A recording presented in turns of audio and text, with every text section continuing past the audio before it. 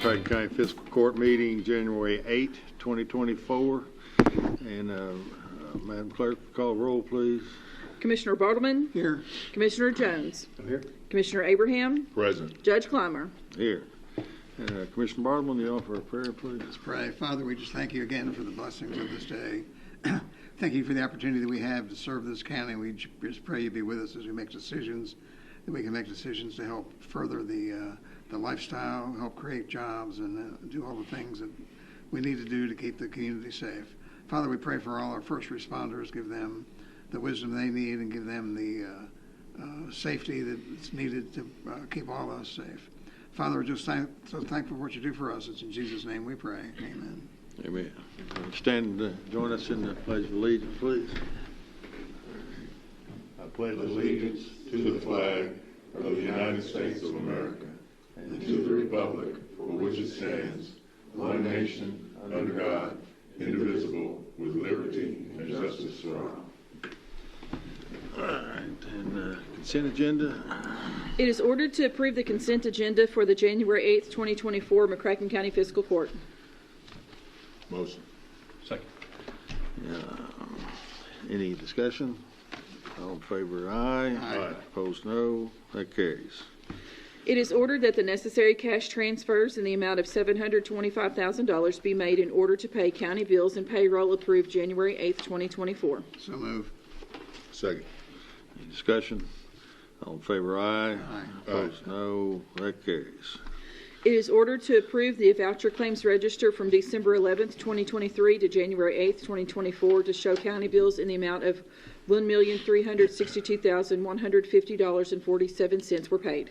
So move. Second. Discussion? All in favor, aye. Aye. Opposed, no. That carries. Then a few things on the discussion this evening. Murray State Veterinary School. I think maybe we have Jordan Smith. Is he here from Murray State? Not here. I think he was coming. We can come back to it if he does. This was postpone that till he gets here. We can go back to it if we need to. Sports Park presentation, Steve Irvin. Steve's set up here for us. I'm going to let Jim have the chair. Okay, Jim. All right. I got drafted into this, so bear with me there. All right. Yeah, that'd be for Jeff. That good there?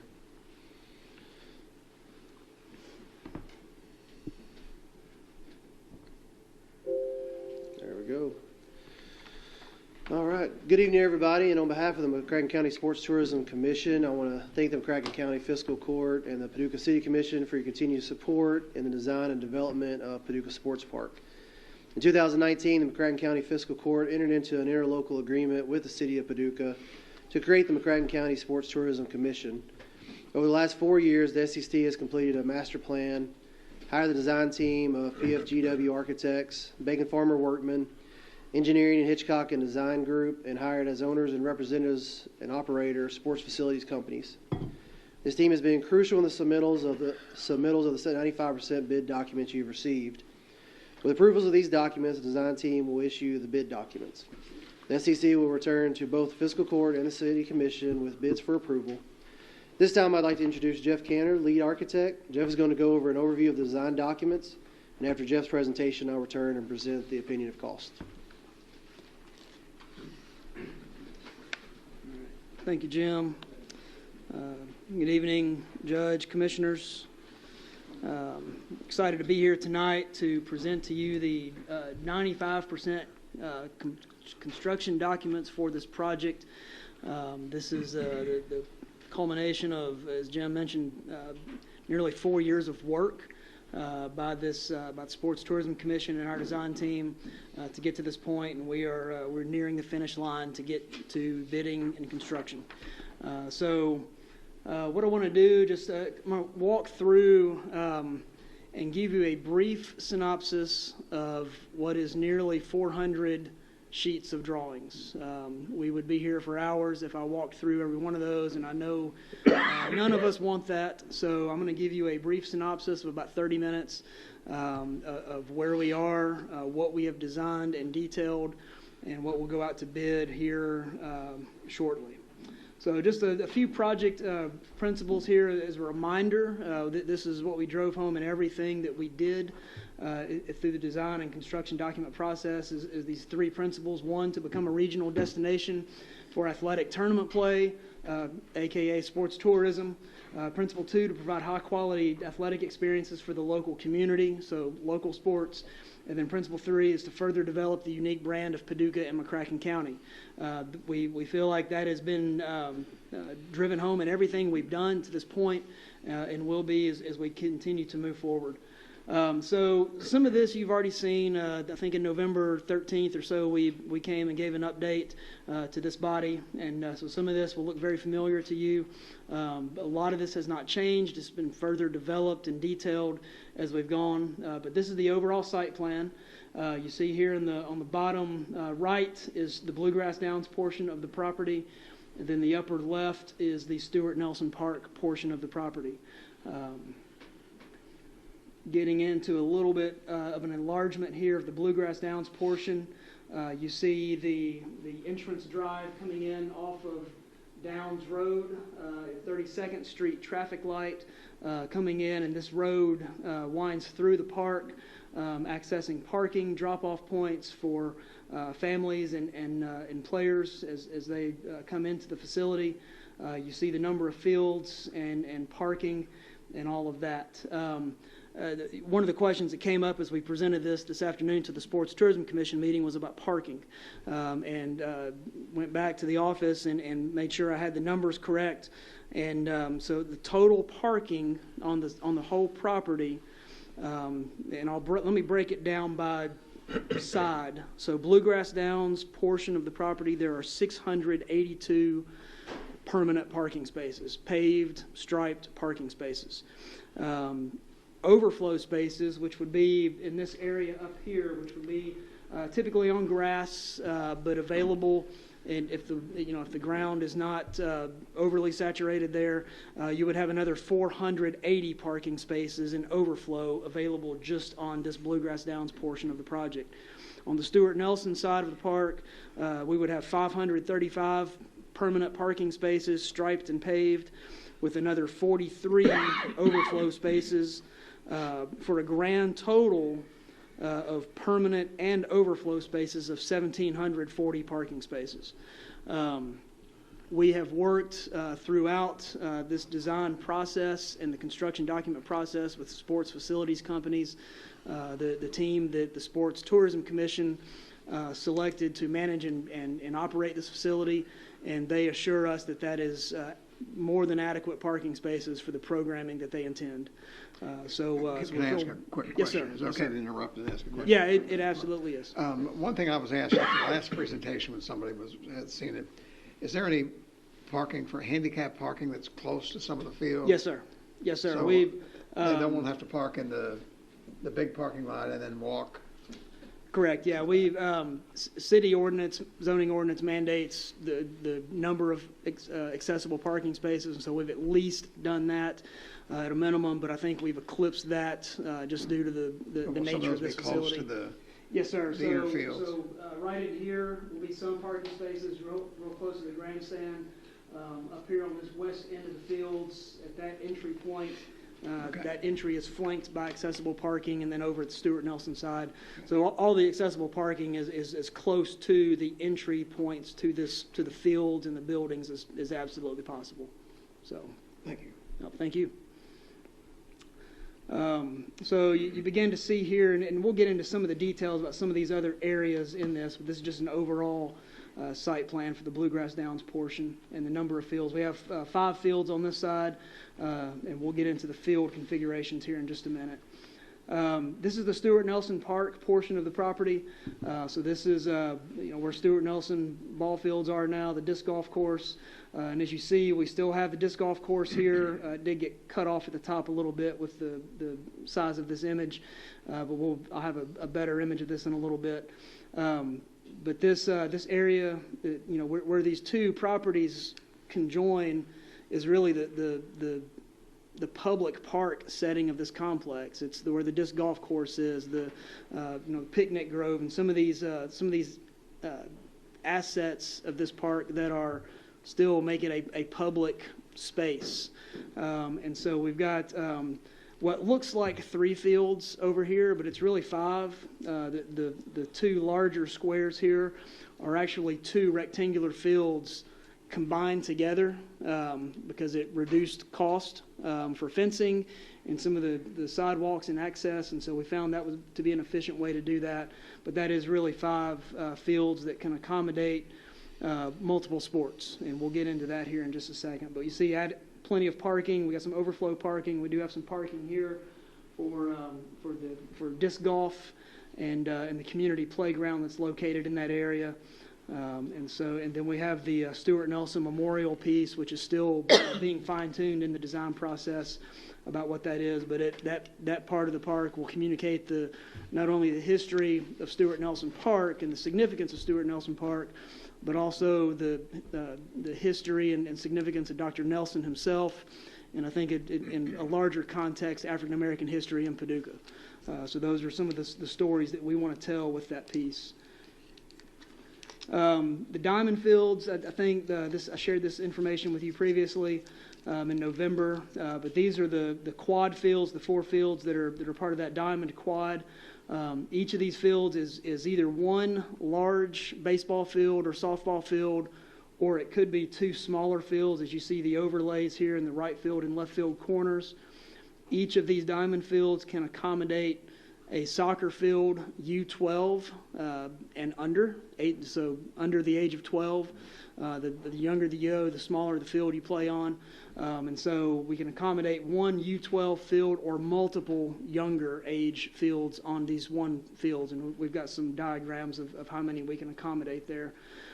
Each of these fields has bleacher seating around each of the backstops at the 3 corners, bleacher seating along the first and third baselines, and then dugouts at each of the diamond home plate configurations.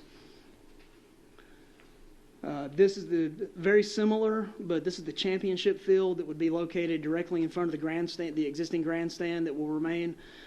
This field is much like the other ones that I just showed you, except this field will accommodate a U19 soccer field, which is the largest soccer field. 360 feet by 240 feet. So this will accommodate the largest soccer field there is, and will serve as the championship field for both baseball, softball, soccer, lacrosse, whatever sport you would be playing on a rectangular field, and we'll even accommodate a football field as well. Where's the grandstand? The grandstand would be located right down here. In the center? Not quite in the center. We went back and made some adjustments. We realized that there was an opportunity to tighten a few things up on some sidewalk widths, and we shifted the fields to the west, I think 15 to 20 feet, to try to get more central. One of the challenges with the grandstand, as we'll see when I get to that slide, is we've got this indoor dining area on the far east of that upper level. And so that will restrict some of the sight lines from that upper level of bleacher seating. But we still feel like the uniqueness of that, and we really got good sight lines except for this furthest, field down here, which would not be a championship game going on down here. So you'd be able to see most of the field there. So. All right.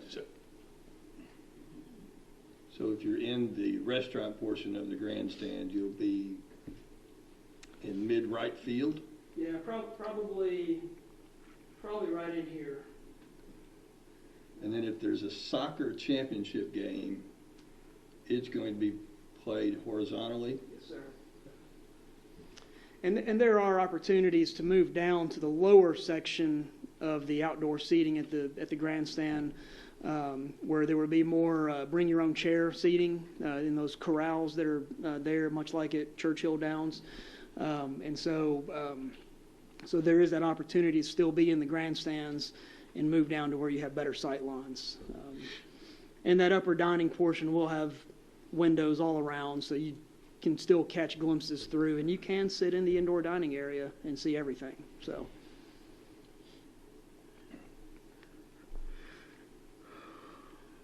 The thing that's always kind of concerned me about the grandstand, and I'm just thinking, comparing it to McCracken County Field. When I'm there, there's a track. Mhm. I'm not right on the 50-yard line. I'm back. Will I be, when I'm on that front row bleacher, will I be about the same from the field as I am at McCracken County? McCracken County is actually closer because there's no track. Yeah, the track's around the soccer field. At Tillman, you're probably from the front row of the bleachers to the sideline of the football field. You're probably 45 feet or so. It'll be a little bit more here just because we had to accommodate sidewalk circulation in front of the grandstand. We had to accommodate egress from the grandstand, so to get people off the grandstand and out of the grandstand in the event of emergency, we needed that space to disperse those people. So we're probably from front row of the bleachers to sideline here, first baseline, third baseline. You're probably going to be closer to 60 feet, maybe 65 feet. We tightened that up as much as we could, understanding that relationship between seating and the field and the intimacy that you want in those championship and really any of these complexes. You want that intimacy of feeling connected to the game.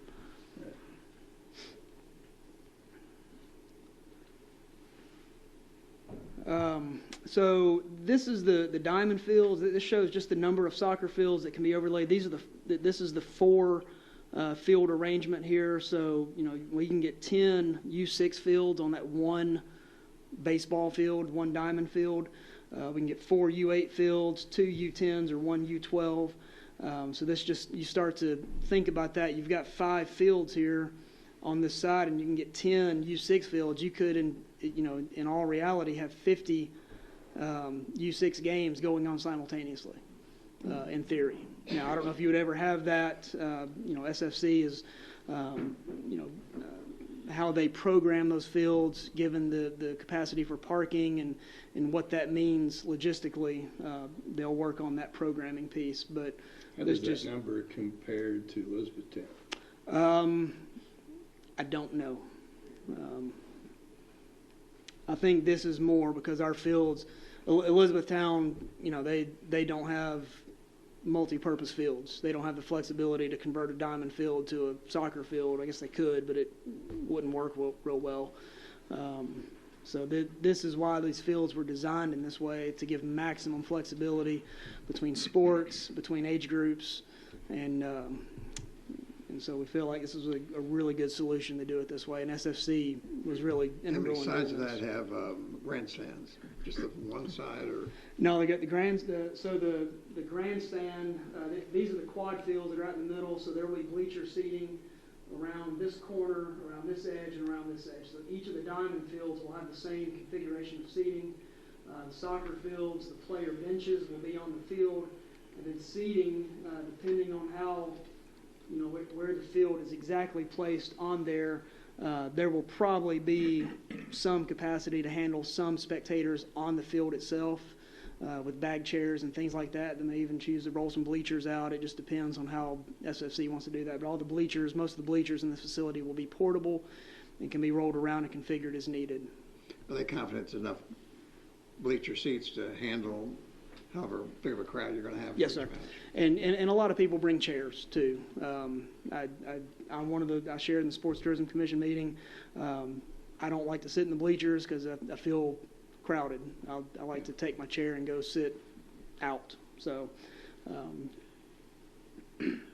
think at one time I heard that Elizabethtown had more overall acreage in their park, but that we likely will have the capacity for more fields. Yeah, I think given the flexibility that we have here in Paducah that we've designed for, we've got an opportunity to have a lot more fields at certain age groups.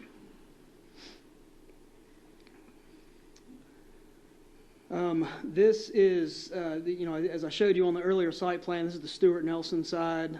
This is the single field configuration that was up north at the northern edge of Stuart Nelson Park. So this is so the total length of this field from this fence to that fence is 550 feet, which is massive. So this will accommodate 2 diamond fields for baseball, softball, full-size soccer, football, and all that. And you see same thing here, bleacher seating around each corner, bleacher seating here in the middle, team seating on the far side. And then we see with these larger pods, these are 500 feet square. And what this does for us, this will accommodate a rugby field. So now we have the potential for 2 rugby fields here in Paducah, which is something a lot of places don't have. So we've got even more flexibility here. We've got, lacrosse, soccer, football, baseball. So these can be 4 baseball fields. All the lighting will be around the perimeter, no lighting, no obstructions in the middle. So these really, truly could be used in a variety of ways. And then we see here, we can get 10 just on the single rectangular field. We could get 10 U6 fields. So you double that, you're looking at 20 U6 fields just on one large square. And that has plenty of runoff space between the fields for team benches, spectators, and circulation. You don't have any over 65. Over 65 fields? No, we can get, for that age group, we can actually get like 30 or 35 fields on one of these. Because they have to be really small. Bill wanted me to ask. Okay. So, but again, just designing for maximum flexibility in this process, and feels like it's really set up well for success, and just a variety of programming and tournament hosting. So that was the fields. Now we're going to get into a few of the kind of the areas of the park and show you a few details. So this is going to highlight this grandstand area. So as you come in this drive off Downs Drive, the primary entrance there at 32nd Street traffic light, you'll come in and then you'll be encountered with the grandstand pretty quickly as you come in. That'll be very visible. We're going to really clean up that back side of the grandstand that faces Park Avenue and really make it a showpiece where there can be possibly banners placed and make it fun and attractive so that it doesn't look like it does now with, honestly, pieces of the building falling off of it. So this grandstand area, this entry plaza, you'll see coming in, we'll have 3 drop-off lanes right in front of the grandstand. So you see the grandstand at the top there. The primary entrance to the grandstand will be central. And that'll be really where everybody funnels through. That is the grand entrance to the facility. That's the desire of SFC, is to do that. Funnel through the grandstand itself? Funnel through into the bottom of the grandstand, and it'll be this large open hall. I've labeled it a concourse on the drawings, for lack of a better description, because it's going to feel like an airport concourse where you come in as this grand open space where people can mill about, mingle, and just get oriented to where they're going. There'll be some indoor dining in that space, some retail, as we'll get into the floor plans here in a minute. But the desire is to funnel everybody through that. The circle out here is a championship plaza, and that'll be an opportunity for teams once they win the championship. They can go out there, and it's just a photo opportunity. And so just really, creating these moments. If you've got kids or grandkids, teenagers in your life, or even adolescents, photo opportunities are important. Those TikTok moments, Instagram moments, because everybody wants to tell a story in pictures about what they're doing, what they're involved in. So we're trying to create those spaces around this campus to do that. Has there been any, that's kind of making me think, you get all that many people coming into that, Concourse. yeah, the concourse, whatever you call it, maybe it's apart from the building and that sort of thing, but we might need to have a discussion about creating sort of a volunteer force or something of people, ambassadors or whatever you want to call them, to tell people. People are not going to know where they want to go. Has there been any kind of discussion about that? There hasn't specifically about a volunteer force or redcoats. There has been some discussion, and probably internally with sports facilities companies about staffing of these events from their standpoint. Taking money for tickets, how that works. They've got different models with, different events. Soccer, they usually collect money from vehicles as they're parking. Is kind of their typical operating model. For baseball, softball, they usually take it at the gate as you come through into the field proper. But yeah, I think there's an opportunity for, in my mind, the redcoats to this could be another place where they're stationed. Not, we've had none of those conversations, yeah. but I think it's something good that the community could think about, because this will be a front door to not only this community but this facility. This will be something that people first encounter, we really, as much as they want to funnel everybody through this space. There's going to be some folks that never even need to come to this side because their games are over on the Stuart Nelson Park side. And once they figure out that's where they need to go, they'll just drive on over there and park and may never encounter this initially until their games maybe that weekend are moved over to the other side. But everybody comes in initially in that main road. Yes, sir. Yeah, nobody comes in Metcalf Lane or... Yeah, Metcalf Lane will be solely for properties on that road and the maintenance facility. That'll be the only access will be to the maintenance facility off Metcalf Lane. And they don't come in off of Stuart Nelson Park? They could. I think those that, as the facility becomes more used and you become more familiar with it, there'll be an opportunity for more folks to come in off Stuart Nelson Park Road, but the primary entrance will be designated as Downs Drive because of the traffic light and ease of access. So they really don't have to go through that area. But that's the orientation to get them started. But. Yeah, they really don't. But there will be wayfinding signage that'll be located throughout the project. And we're still working on with SFC, and SFC really we're waiting for them to kind of tell us how they want to do it. But labeling of fields, designation of fields, is it going to be by color, number, and all that. And so once there'll be facility maps. There'll probably be a facility app or website that you'll be able to get on there and see where exactly you need to go. So. Do we have Wi-Fi in there? I would imagine so. Yeah, we've had those discussions, yeah. And this is just a kind of a brief description of Stuart Nelson Memorial. This is something we're still doing some final designs on. We've had conversations with the Paducah Historical Preservation Group on this and shared some design concepts with them, and that was well received.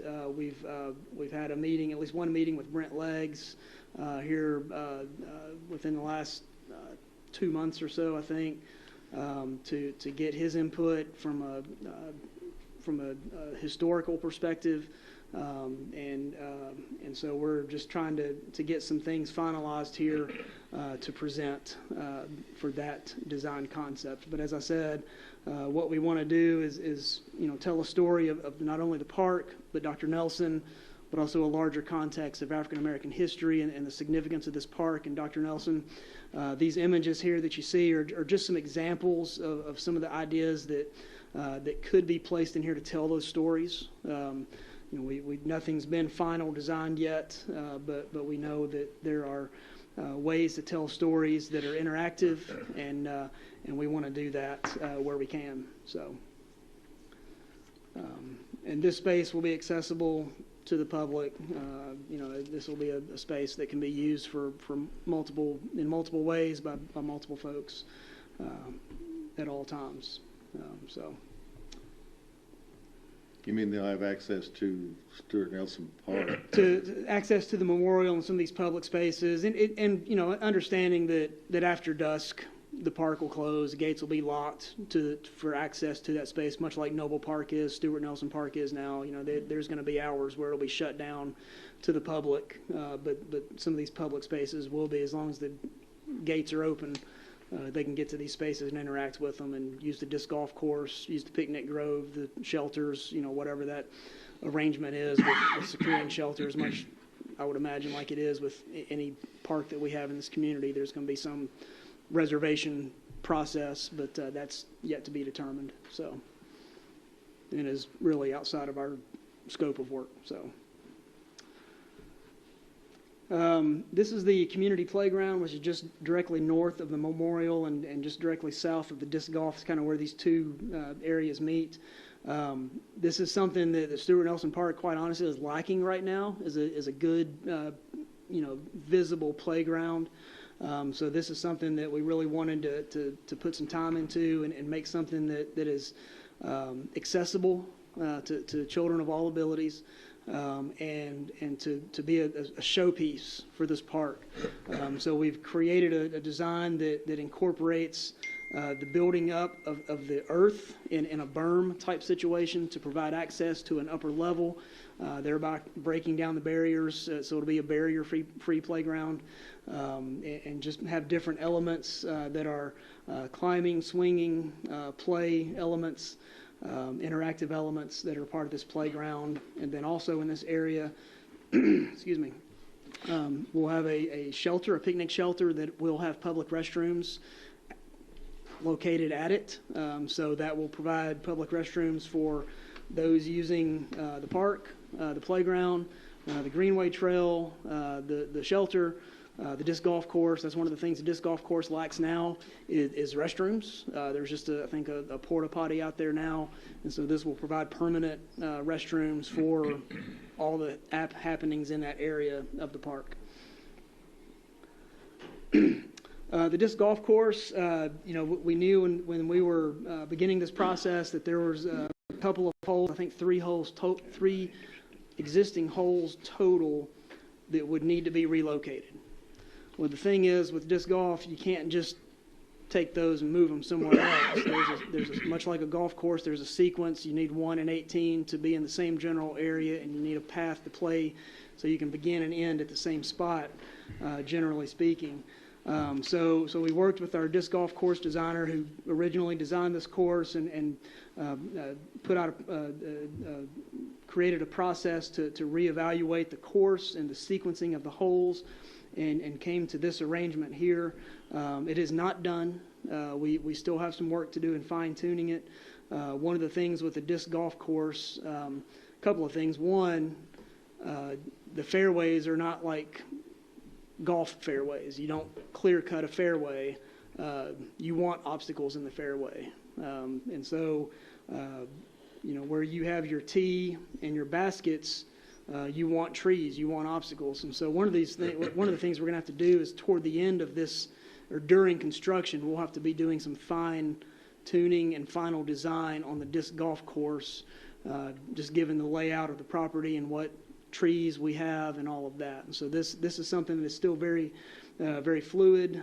We've met with the disc golf folks. We're trying to schedule another meeting with them within the next couple of weeks to share our progress and to get some feedback and questions answered from them, because we know this is important. This is a highly played course in this region. Is well thought of, and there's a lot of passionate folks in this community that and who love this course. I jog by it, but is it 9 holes or 8? It is 18 holes.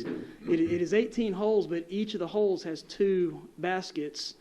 So it's, in reality, 36 holes, because you can play the course and use the yellow basket or the red basket. So you can play a round of 18 using the red, and you can play a round of 18 using the yellow, and it gives you options. And so that it really... and that's what you see here with, that's the tee box, and there's a basket each. So it makes it makes the course flexible as well. I think I remember you saying 3 of the 18 then are south of the Greenway Trail. And so 15 would be north of the Greenway Trail. Yeah, roughly. We really didn't, as much as the project boundary is really the Greenway Trail, we're not doing anything on the north side of that. But we did have to go through, and there was some renumbering of some of those holes on the north side to make the sequence work right. And we did have to rearrange, as much as we had to relocate 3 holes, we had to rearrange a few more holes on the south side to make the flow work. But we're keeping all the trees in this area. This is that heavily wooded area now where the disc golf course, there's several holes in this area now. This is where the stables for Bluegrass Downs were that were torn down. So we've got a couple of holes in here that have lost some, they're going to be placed in areas where there's not as many trees initially. We can plant trees, and over time that'll fill in. But we really think we're doing our best to keep this course as competitive and as exciting and challenging as it is right now. And the length of the course is unchanged. It's going to get better parking, and it's going to get better. You get better parking, get, restrooms, permanent restrooms, you get a picnic shelter that's larger than what's there, and we're trying to maintain the length of the course as well, and have actually increased the total length of the course by about 150 feet from what's there now. So just really trying to do the best we can to make this work,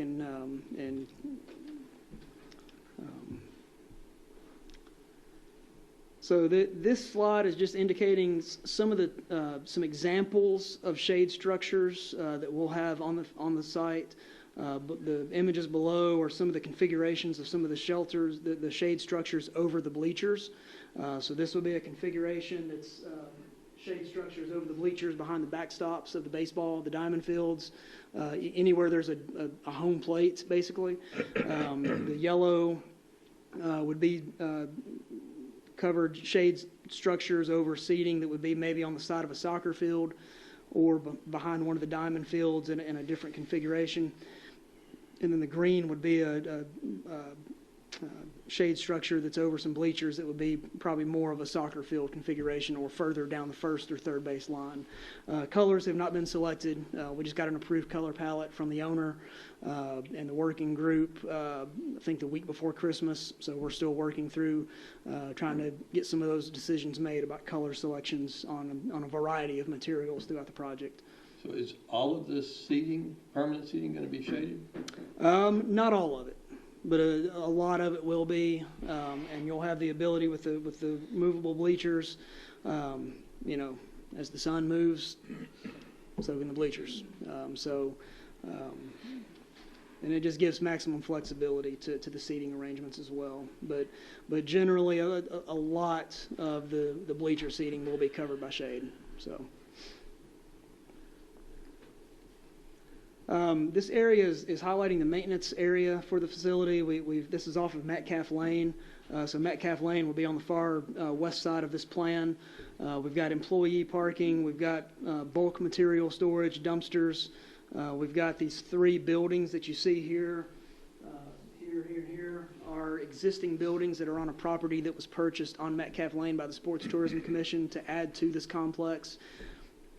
Those buildings have been a tremendous help in this process to give us buildings that we just have to renovate mildly to get them up to what they need to be used for.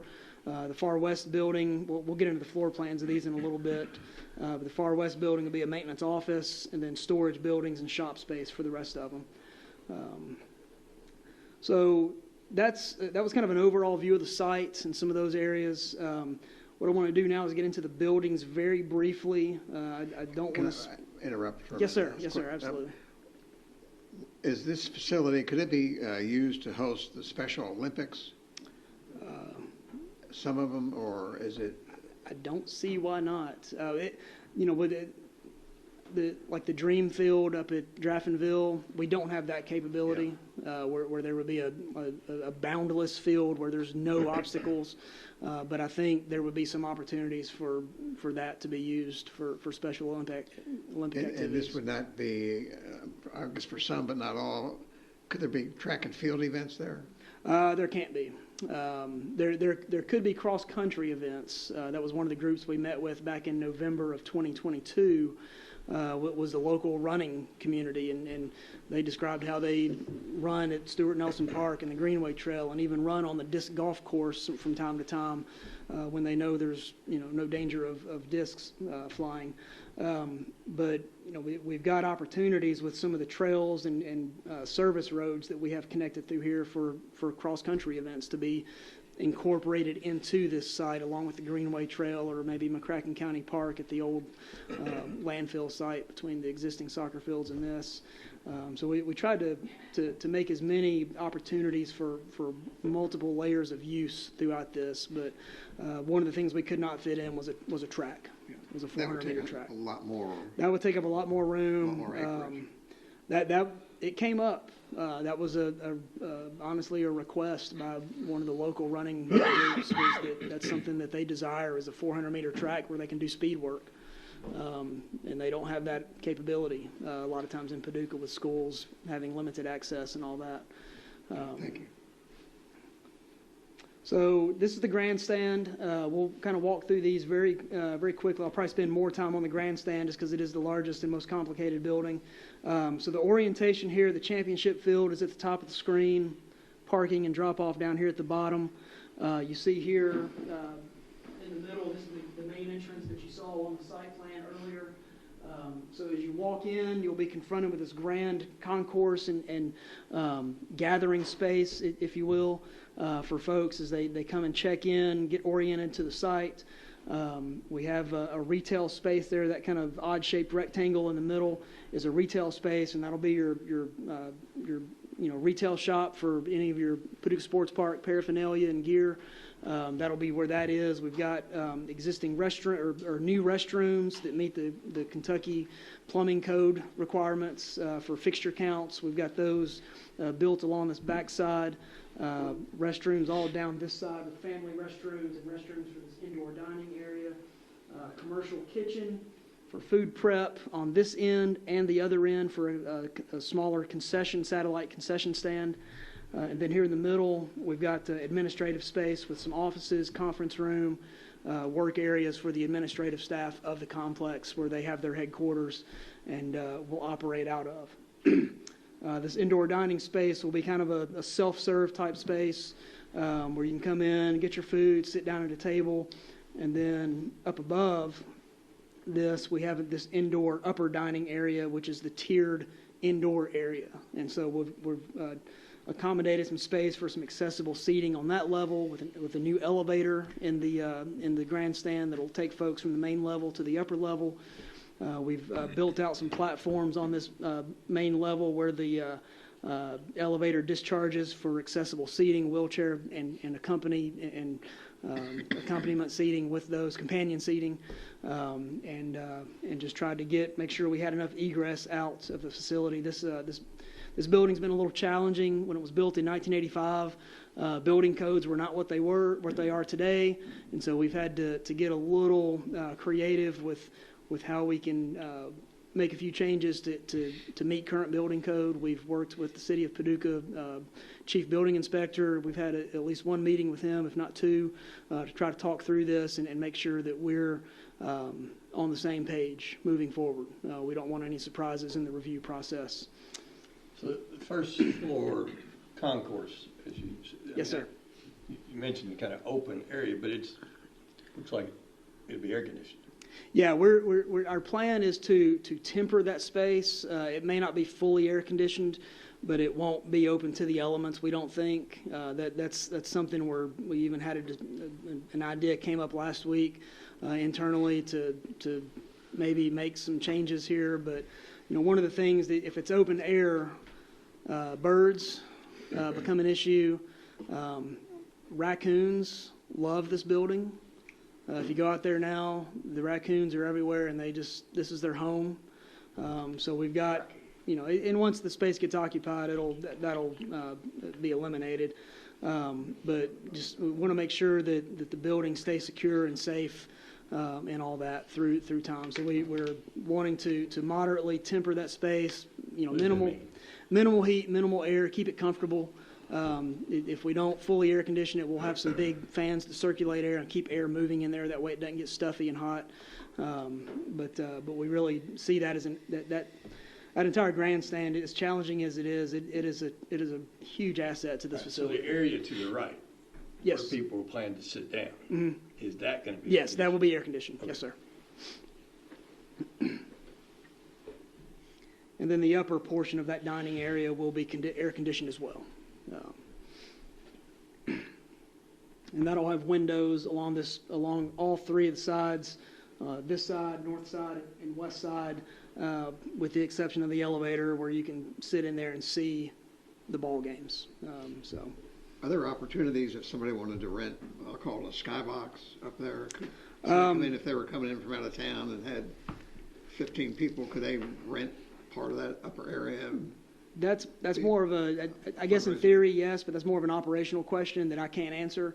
But it's an interesting idea. I think one of the ideas is that has been talked about and discussed at least at some level is, this space could be available for rental by the community, a corporate event or something like that. So there are different ideas out there about how this facility could be used besides just during tournament play and local athletic play. This next floor plan is the building. We've numbered all the buildings. This is building 2. This is a small building just to the west of the grandstand that's existing. Our plan is to renovate that and make it an officials building. So it's basically a lounge for the officials who are officiating these games. Just a couple of restrooms, fully accessible restrooms, a couple of dressing rooms where they can change, a work area for the umpire in charge or head official to be able to work and schedule things, and just to be a central location there, and then just a common room where there may be some seating, some coat hooks, things like that, where folks can hang their gear and equipment as they have changed and gone out to the field. Got its own private entrance off the parking lot, so officials can kind of get in and out the back door there without a lot of interaction with the public. Not that officials aren't criticized ever, but building 3 is this concession and restroom building here in the middle of this quad of diamond fields. Again, the fixture counts were calculated using kind of the peak number of users within an hour's time. So we feel like we've got a good number of plumbing fixtures here, both the men's and women's. This is our full commercial kitchen on the left side of the plan, and wrapping down with all the walk-in freezer and cooler. So food prep will occur here. We've got a family restroom, first aid room, and some mechanical and electrical space and janitorial space here. These buildings, all the heat and air equipment, all the kitchen, exhaust, everything will be located on the roof. And access will be to the roof will be internal from the building, so there's no ladders on the outside of the building. There's no equipment sitting on the sidewalk to get in the way or to get sat on or jumped off of by kids. It sounds like kids are bad people. They're not. They're just wild. So we're really trying to minimize anything on the ground that could be damaged or get in the way of folks enjoying this complex. And there's 3 of these. There are 2 of these.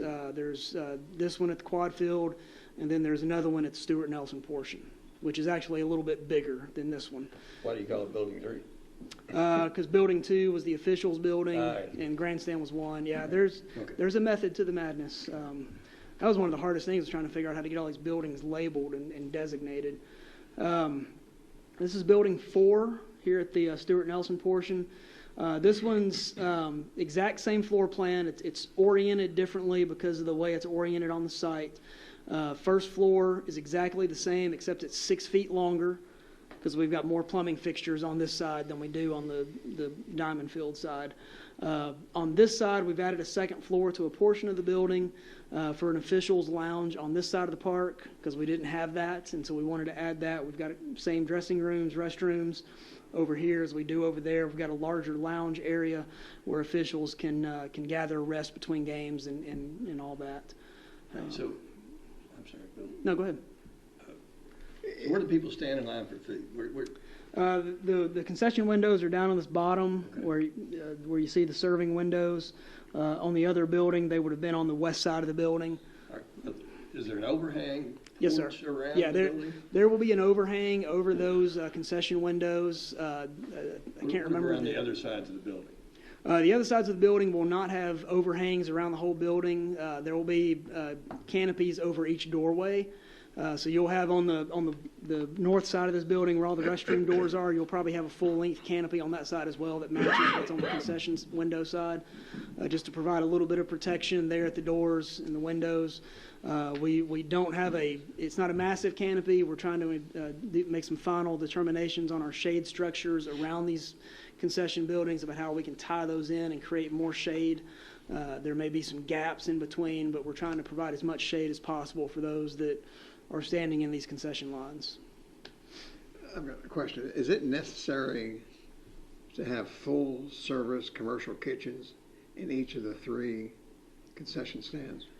I know from the experience that they're very expensive. Yeah, there is an expense there.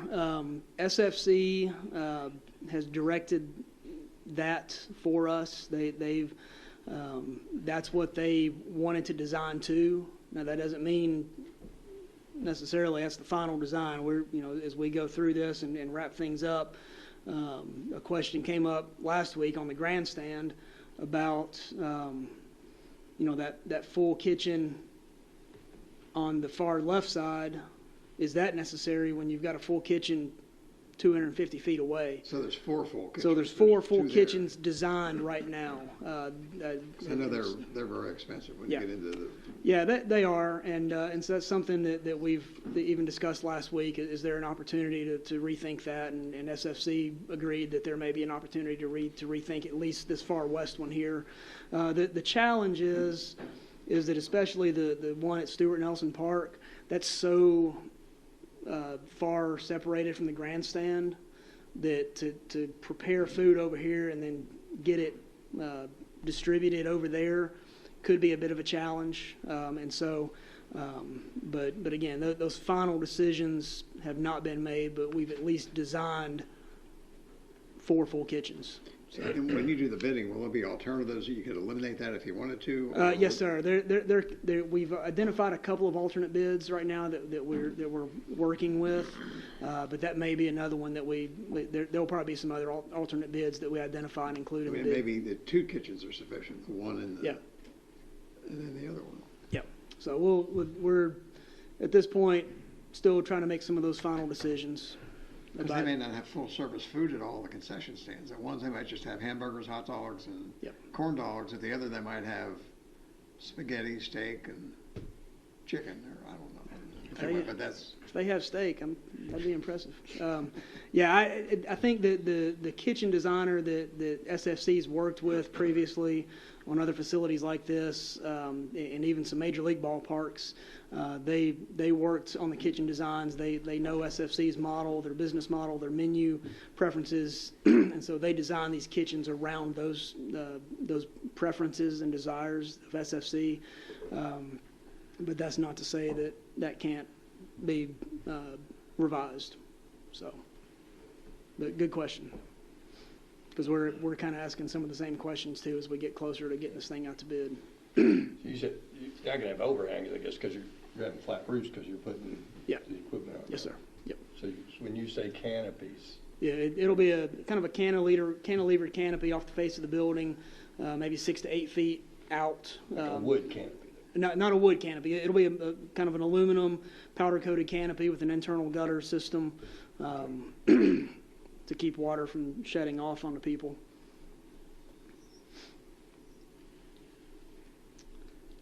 Let's see, let me get back to where I was. So buildings 5, 6, 7, and 8 are the maintenance buildings in that compound. This is the floor plan of the far west building. This is the maintenance office, a couple of offices, conference room, break room, and a couple of restrooms. And this is just repurposing a building that's out there, just trying to keep it as simple as possible and give the most flexibility as possible for that space. Buildings 6 and 7 are exactly the same size, and they will be just left open, no walls, interior, and that'll be for storage of equipment, pitching mounds, whatever it may be, whatever equipment they need to store, and things that'll be stored in those buildings. And then building 8 is a maintenance shop that'll be a new construction, and this will be a taller building. The challenge with these other existing buildings is they're pretty short. They don't have a lot of height clearance inside. They're about 9.5 to 10 feet to the bottom of the structure. This building would have a 16-foot clearance inside, and so this would be available for larger equipment to be loaded, unloaded, stored, and things like that. But this will have a workshop, tool storage for maintenance activities. I assume this design includes a security system with cameras? Yes, sir. Yes, sir. We're working with them, with SFC to locate preferred camera locations, and then and work with them on all that. Yes, sir. This is Building 9. This is the community shelter that I referenced earlier with the playground. Again, just 40 by 60 foot shelter with about 15 feet or so on the south end of it toward the parking lot is public restrooms, multiple fixture public restrooms, and then a mechanical and storage area in the middle for water heaters and just any kind of miscellaneous storage that needs to occur. And then the rest of it will just be an open picnic shelter. And Building 10 is on down there.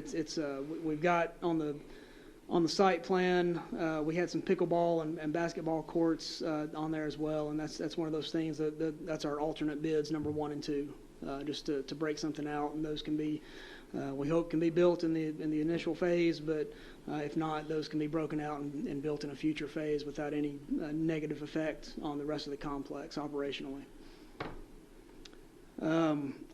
This is probably what you wanted to see. These are the pretty pictures. The renderings that have been created. Some of these are not quite current. Some of these have a month or two on them as far as time and all that, but generally they're accurate of where we're at. This is the left image here is the entry drive coming in. You see the grandstand there in the top, off in the distance, so this will be coming around toward the grandstand for the drop-off. This is the championship plaza here. With an arbor and kind of those Instagram moments, seat walls that are out there for just gathering and photo opportunities. This is the vendor court. So this is the west end of the grandstand. You see the small officials building here. So a space for a picnic shelter to be located there. Vendor tents for any kind of vendors that set up at these tournaments. This is the championship field looking out. So that far west end of the grandstand is generally right out about the third baseline. Coming down, we have a little bit more permanence here with the bleacher design with brick walls around those bleachers and the dugouts to provide just a little bit a feel of a quality facility, a feel of permanence and higher design. And we'll have these brick walls, backstop walls, will be at every primary diamond field throughout the facility. Again, another shot of the championship field there, looking kind of from the first base side bleachers back toward home plate, and then the diamond quad on beyond that. All right, so right back there. Yes, sir. So where's the grandstand at? The grandstand is over here, behind, kind of at the. So you'll look over that other set of bleachers that'll be right by home plate. Yeah, so the shade structure there, what we did was we've kind of sunk this down a little bit. We've sunk the field down.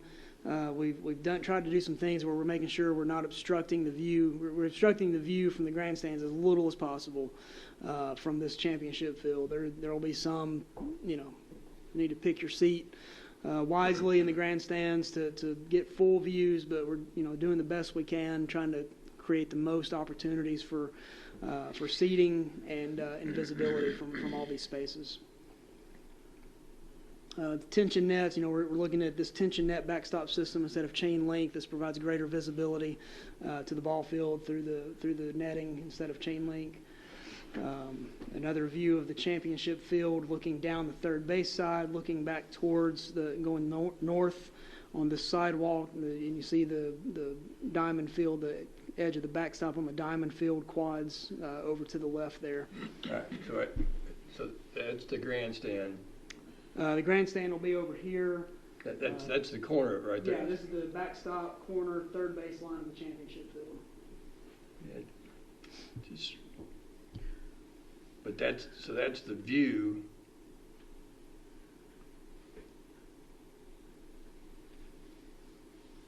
Yeah, let me go back to that view is standing right here, looking that direction. So there's the championship field, grandstand. That's if you were standing right there, looking up that side. Okay, all right. I guess that was different. But- My concern is you're going to be in the grandstand and you're going to feel like you're in right field. But Well, I'm not saying that is true. I Yeah. guess that's what I'm trying to work through in my Yeah. mind. Is that a concern? if there's a game going on here, it's not a championship game. Right. This will be the championship field here. So, are they the best seats? Is it major league? Down. It's not. We did the best we could with what we had, with getting circulation and proximity and all that.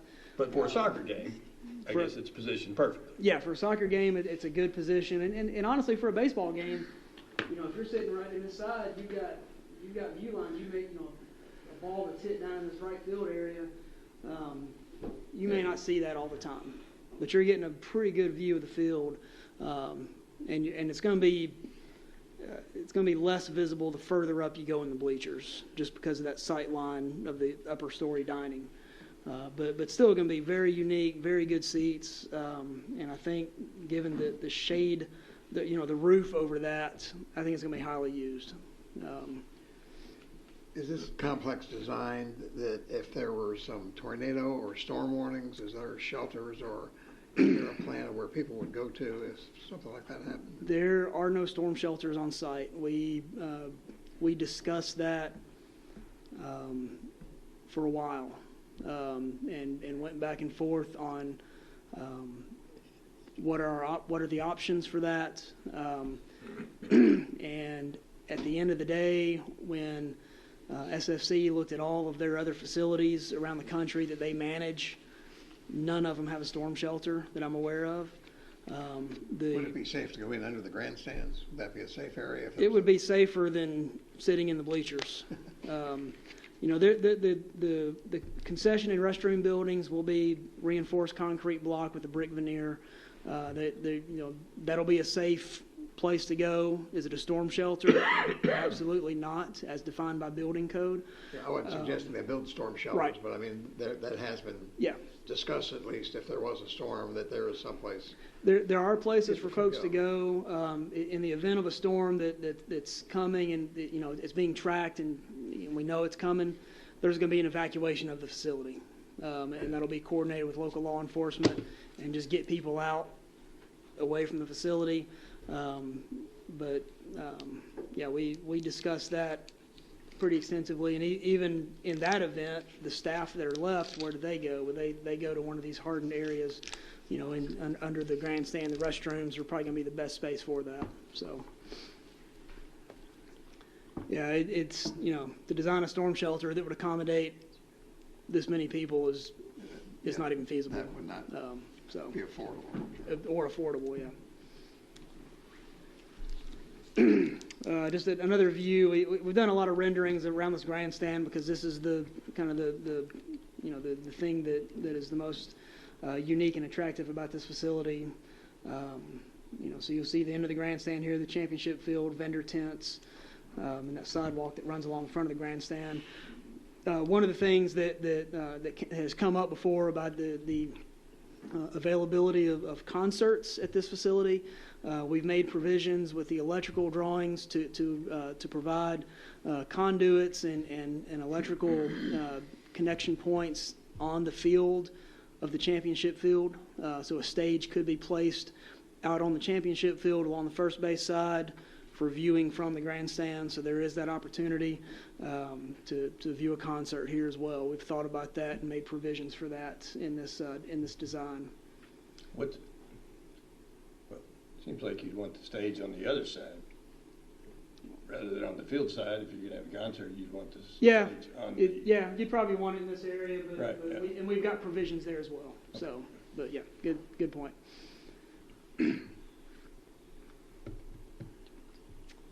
Again, just another view of that backstop of the championship field. This is the entry gate from the parking area to the Stuart Nelson portion of the project. So this entry gate and the entry gate kind of across the way at the west end of the diamond fields are identical. They've been designed to again, evoke permanence, evoke a height there that is that you can see from your car, so you know where you're going when you get out of your car. You know which direction you're headed. You know where the gate is because it's visible. And opportunities for logos and branding there. Is there a medical center on complex? There's no medical center on complex. There are first aid rooms in each of the 2 restroom concession buildings. So if there's an issue of somebody on the field, they at least have a place to go to. Yeah, the procedure that SFC likes to do in their facilities is if it's something more than a scrape, they want to get them treated initially and get them to where they need to go. If they need to go to a hospital, they want to get them to a hospital. There's no, it's basically just a little first aid room, maybe a table to put somebody on, but they're not doing stitches or anything like that. They're going to get them somewhere where they can get proper medical treatment.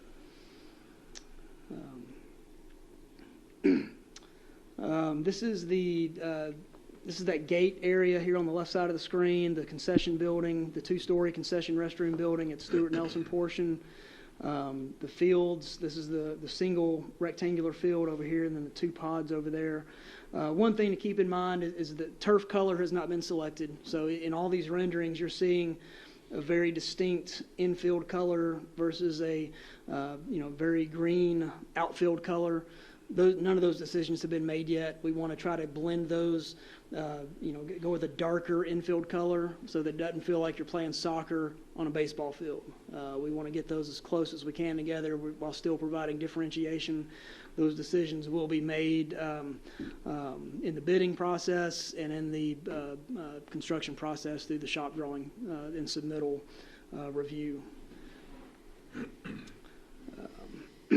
Again, just kind of the backside of the concession and restroom building. You see playground, shade structures with covering, picnic tables and seating areas, seat walls, and the like. And then I think this is the last image here showing looking back east toward the parking lot at Stuart Nelson, part of the complex with the pod fields over on the right side of the screen, playground, shade structures, and then the single field over on the left side of the screen. And with that, I'd be happy to entertain any questions about the design and construction documents that you've seen. Any question about the documents? Peppered him on the way through, so. I'm good. Anything else? All right, I think I'm going to turn it back over to Jim for a minute. All right. And thank y'all for your time, and appreciate you listening to me tonight. Yeah, great job. Thank you, Jeff. The FSC design team, the Sports Tourism Commission, designed the Paducah Sports Park to have an estimated economic impact in Paducah and McCracken County of approximately $131 million over the first 5 years. The Paducah Sports Park will host approximately 42 tournaments a year and be open to local sports teams 52 weeks a year. Sports Tourism Commission's original goals for the park are to provide high-quality athletic experience for the local community, become a regional destination for athletic tournament play, and further develop the unique brand and identity of Paducah McCracken County. The STC is confident that submitted design plans meet the desired goals for the community. The local community will have daily access to the park, and our kids will have a high-quality experience. This park will be a regional destination for tournament play, and tournament managers and players will want to return. A high-quality experience will provide economic impact for decades to come. The Paducah Sports Park will provide a unique brand that will differentiate us from the competitive market. This park will build trust and loyalty from our customers and have recognition and recall. The current opinion of cost for the Paducah Sports Park is $65 million. This opinion of cost provided by sports facility companies with some assistance from the design team. True costs will not be known until the bids are received. After the bids are received, the design team, SFC, will evaluate bids and make appropriate recommendations on how to proceed, all the while making sure that we have a high-quality facility that meets our stated projected goals we share with the commission, as well as meeting the business model. Thank you, guys, and I'll also entertain any questions if you have for me. What's the timeline now for putting out the bid? Do you have a date certain yet? So obviously we'll present to you guys as well as the city commission tomorrow night. Come back in 2 weeks at both of your next meetings. If approval from county commission and city commission, that point we will, about a week after that, right, Jeff? Week and a half? Yeah, there's a few things we have to finish up with getting the procurement documents finalized and some specifications, the written part of the project manual, but we're working on that currently. So I would say within 2 to 3 weeks of approval by both bodies, if approval occurs, that we would be ready to, in our current thinking is probably get the site package out to bid first and get that work started, and allow us to finish up some of the building stuff, and then roll that bid package out within 4 to 6 weeks after the site package. Is this a type project that would take, I hope I know the answer to this, that would it take specialized construction, or could, I'll say almost any company, large construction company that does concrete work and dirt work, and could almost any company do this? Yeah, they can. I think probably the most of the specialty items are going to be the field turf. All of the fields are designed with synthetic turf. So that's something that is a specialty thing. There's, several companies that do this around the region and around the country. The field lighting, while that's will be a delegated design to a company, local electrical contractors can do that installation and help with that, and up to a certain point where they are tying things in. But most everything else is building construction, building renovation, site work, paving. There's nothing besides those two that are really outside of the realm of any of our local contractors. Do you anticipate the market this spring will be such that there'll be a lot of competition for it, or will some companies want to shy away from a big project because they can make more money on several smaller projects that can be done quicker? I think it's going to be up to each individual potential bidder. I think there are several projects that will be wrapping up locally. We've had several projects go out to bid with us, our firm personally, lately, and those will be wrapping up. And so I think there's contractor. I had a contractor text me today, hey, do you have anything coming out to bid in the next couple of weeks? So I think we're kind of hitting a sweet spot of potentially, and I hope so, of interest from contractors and just a desire to work. So there are several local contractors that have to bid this. Obviously, a lot of I think so. I think there's going to be a lot of interest because this is a local project. This will benefit the local community, the local economy.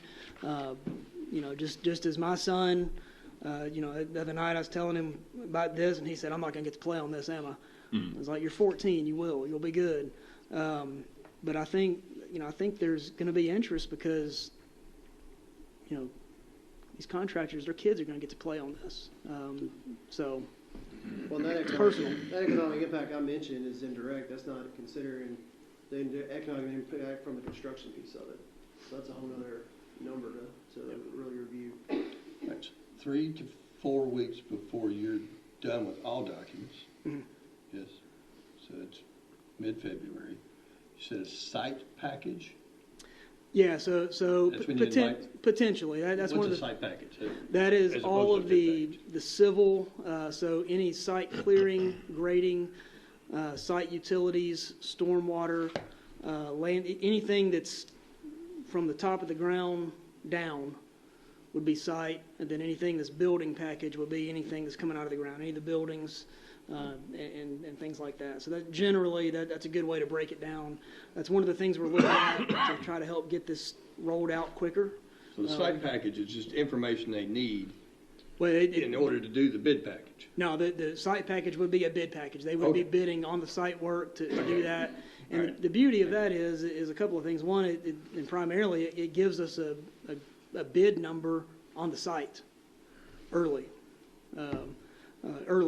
And so we see a great benefit in that. Airport was done the same way. Early site package for the work that was done on the approach roads and parking and all of that. And then the building itself was bid at a later date. And those two contractors work in sync and hand in hand to make sure those connections were made appropriately, and it works. It's a proven model, and we think it'll benefit us here. We've talked with SFC, our design team. We think this is a good path forward to keep things moving steadily as we get on into bid and construction.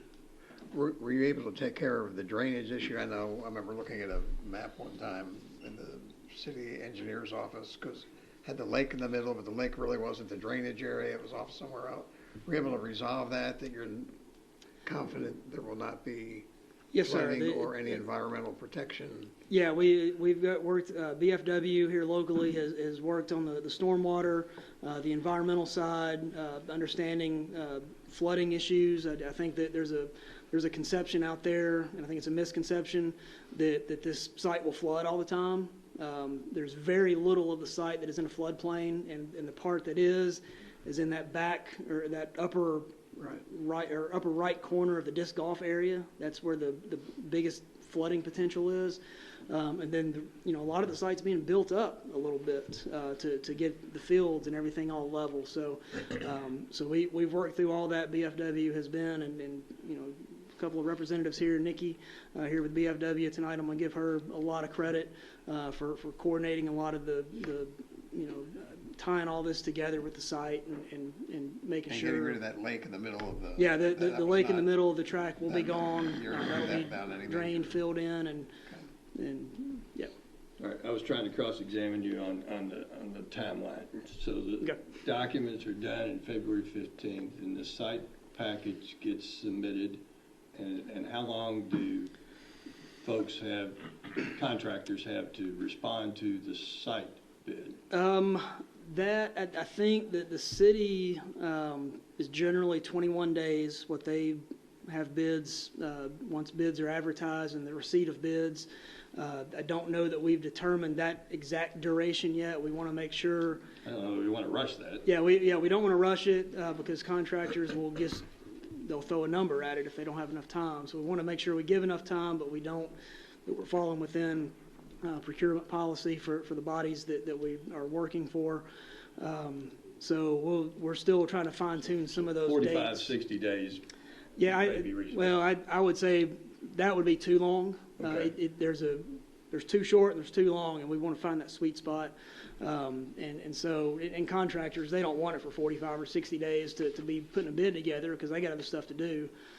So 21 to 30 days is probably going to be plenty of time for contractors to put together a bid and submit it.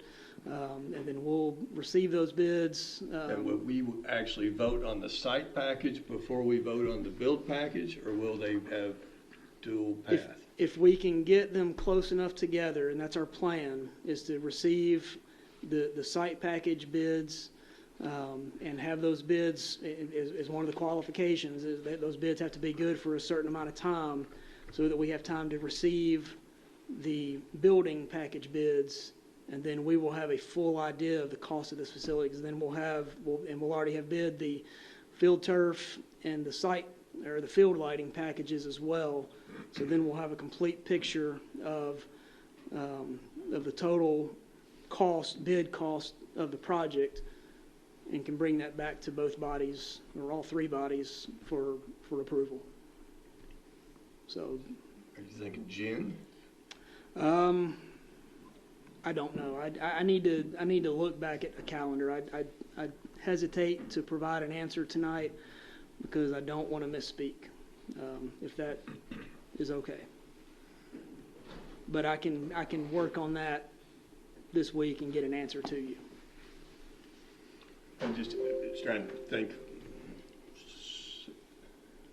It's got to be soon enough to take advantage of the construction season. Yes, absolutely. Yeah, and that's why we want to get to start site work in February or March is not advisable.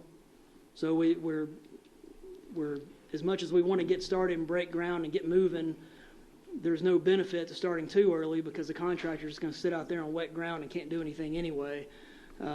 But we can go ahead and get under contract, get submittals going, and some of those things that aren't building related but are still construction progress related. So we're still evaluating the schedule and trying to figure out how best to package this and how best to roll it out that's advantageous to the whole project and to getting the most accurate numbers we can. All right. So you say all tricked out as we hope it would be with all the amenities, everything that you've talked about. We're thinking it'd be $65 million, but also there is reason to believe, rely upon to some extent, that it will benefit the community to the tune of $130 million over a 5-year period. And so in a 5-year period, we will have double a twofold gain into the community benefit. 65 million cost, $130 million benefit to the community. And so in government, we don't sell anything, we don't make anything. I guess you could say we're selling this park, but we have success if what we spend our money on provides a benefit equal to or greater to the cost, and we're going to have double the benefit in 5 years. That's what you believe. And all these things, of course, are tentative, but double the benefit over cost in 5 years. And of course, that thing will be out there for decades. And part of the design of this park is to be very flexible, like Jeff mentioned. So we're not tying it all to one sports season. He mentioned lacrosse and rugby and football. I mean, you're not limited to just a couple of sports. You got 10 to 15 different sports you can bring out here and maximize this. So, that's why we brought in Sports Facility Company. This is what they do. They're one of the best in the nation at it. They're going to maximize this park and get people here. And the sports conferences that we went to, I know Steve Urban and I went to one this past year, probably had 5-10 people already ask us, hey, when's Paducah going to open up? Yeah. Those are organizations that want to bring tournaments here to play. Yeah. And even more than economic benefit means dollar gain to buy the restaurants, motels, shops, etc. There's an intrinsic benefit of people just being able to enjoy the recreation and being able to go out there and have one hell of a nice asset in their community. That I would think that probably is not calculated in the economic benefit. That's not money. That's, hey, I live in McCracken County. We've got this sports park. We love going out there. Our kids are, the benefit they're getting and bringing in other people into our community. Well, it's a quality of life issue at that point. Yep. All right. And as we know, the soccer fields, they need upgraded where those kids can play and practice. There's not enough diamond fields for softball, baseball kids to always have to play practice. I mean, it's a much needed. Yep. Okay. All right. Very impressive. It's going to be magnificent. I think so. Thank you. Yeah. Thank you, guys. Thank you.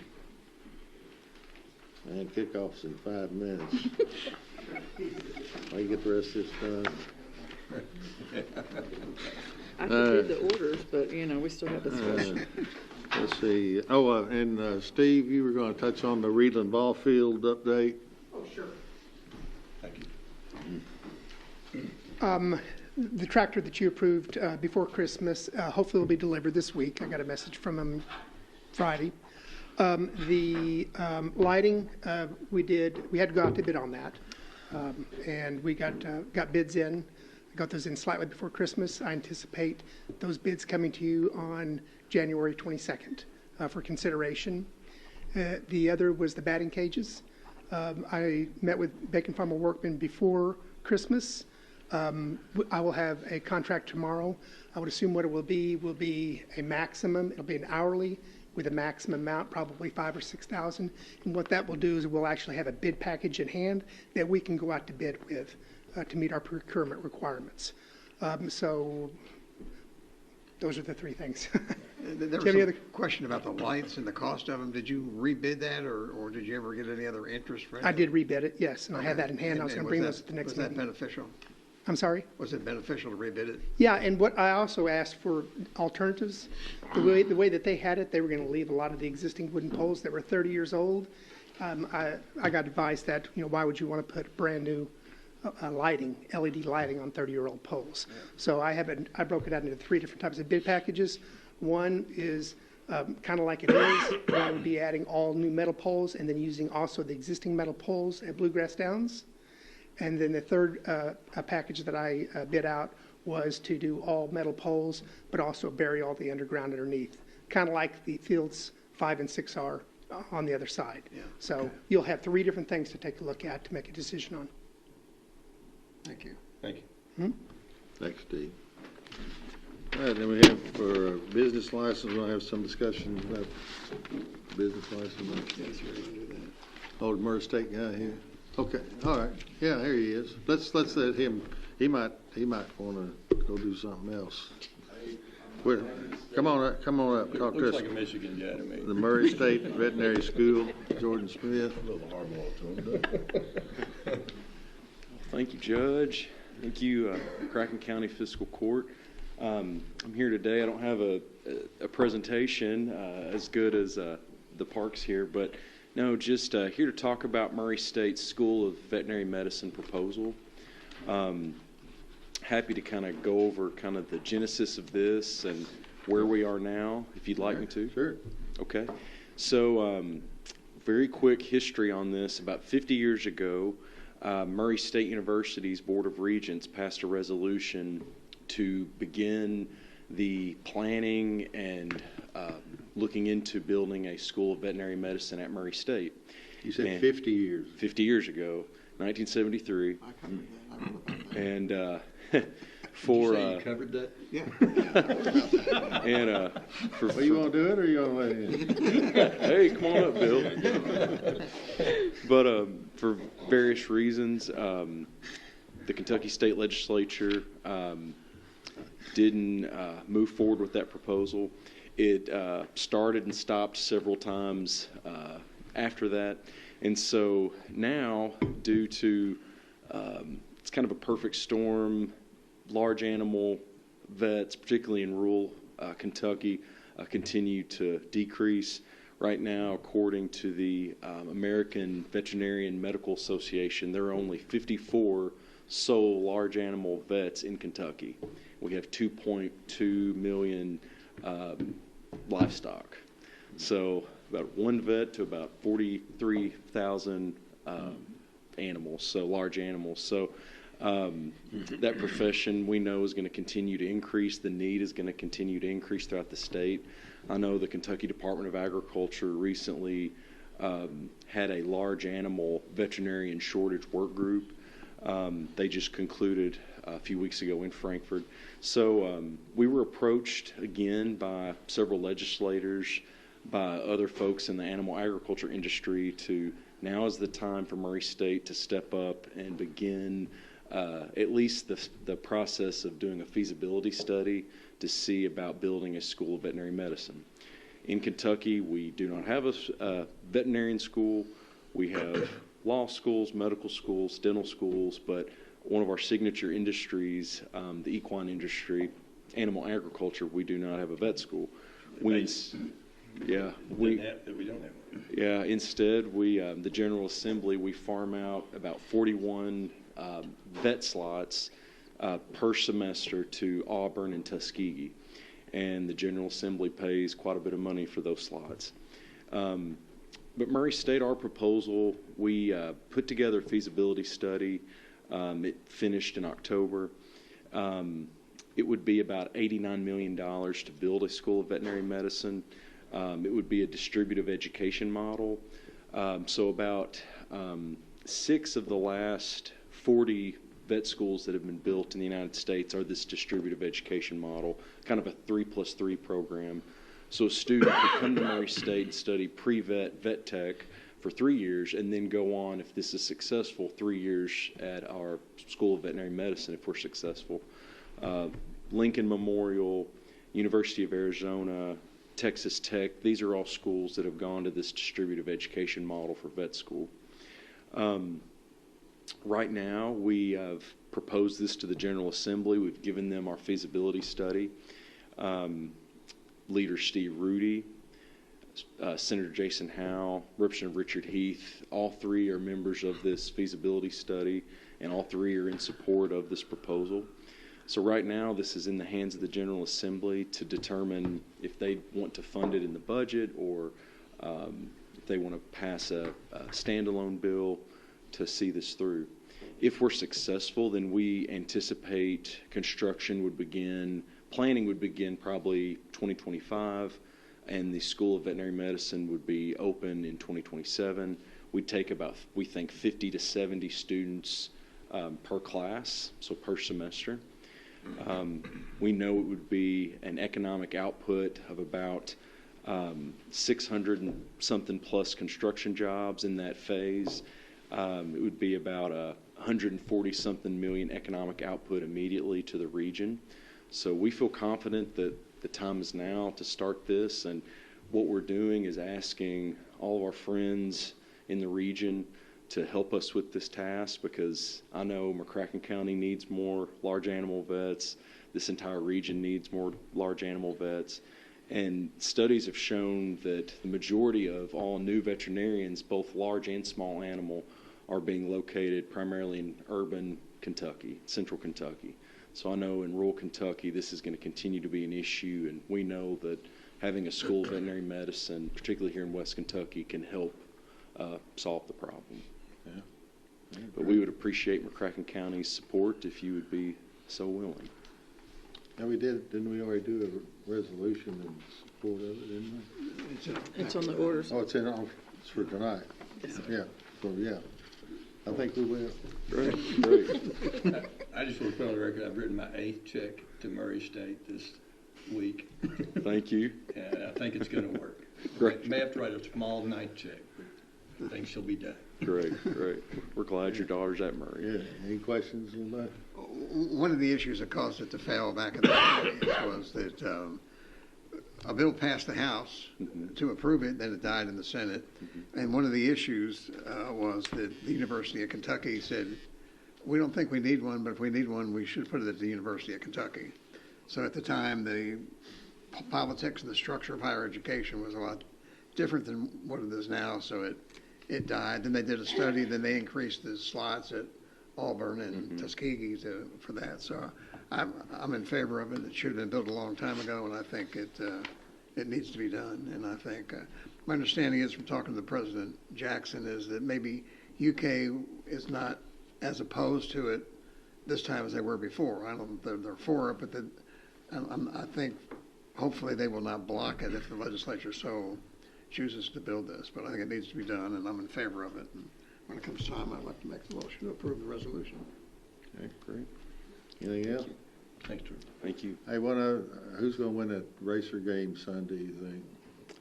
Well, we hope the racers. You hope. I'm going to predict the racers. You predicted the racers. Go Racers. That's right. Okay. All right. I think we're number 4 right now in the conference right now. Yeah. So Good. All right. Appreciate it. thank you. Thank you, Judge. Thank you. Thank you all. All right. We have for discussion business license. You want to run with that? I will. Last year,